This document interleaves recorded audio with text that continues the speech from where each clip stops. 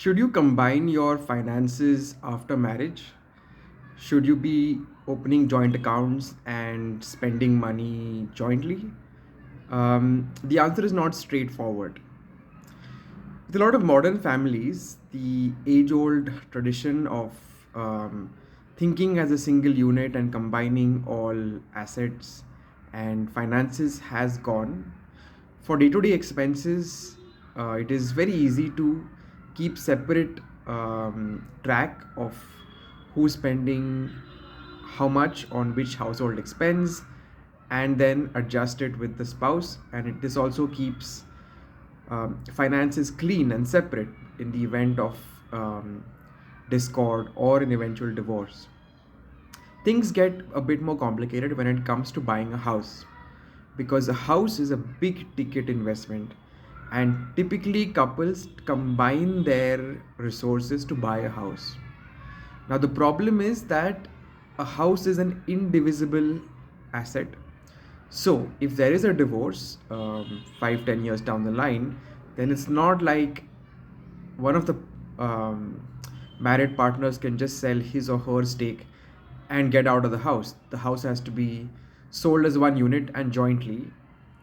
The other place where there is scope for discussion and disagreement potentially is when there's an unequal marriage. So one spouse earns 3 or 4 times the other, then uh, naturally the contribution to joint expenses will be unequal. And really, there is no financial solution to this. It is a matter of discussion between the two spouses. Does the tax system offer advantages to marriage? In some ways, yes, and in some ways, no. So, if you think of the simplest example where one of the partners is working and the other one is not, and let's say that the working partner, let's say it's the wife who's working, she transfers some money to the husband, and the husband gets puts that in an FD and earns some interest on it. And because he's not working, he's in a low tax bracket, so they save on some tax. Unfortunately, this will not work. The income tax department will consider it as being done just to reduce the tax bill. They will apply the clubbing provisions and tax that FD interest as if it were the wife's FD interest, as if it were the wife's income. So you can't do that. That's not going to help you save tax.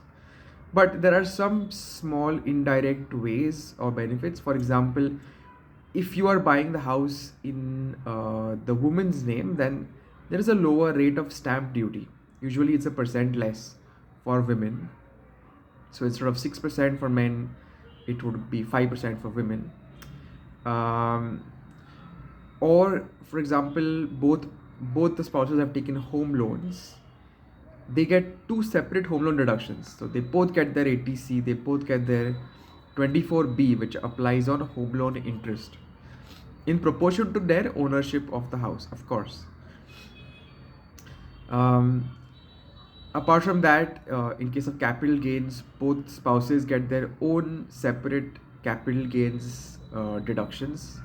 Most notably, Section 54F, which gives you a deduction if you reinvest the proceeds of any long term capital asset. So, let's say you own a stock, you sell it, make some capital gains, long term capital gains, and you then go and buy a house under Section 54F, which is a deduction. You get your own 54F and your spouse gets her own 54F. And why is this important? Because 54F says that if you own more than one house at the time of sale, then you will not get the benefit of this section. Um, so, if the house is owned by two separate partners, two separate entities, then you can still get the benefit of Section 54F, as opposed to you owning multiple houses and not being eligible. So there are some small tax benefits um, to marriage, but the naughty question of how to split all this in divorce comes up. Prenuptial agreements in India don't carry much legal weight. They are considered as contrary to public policy. So That's not going to help.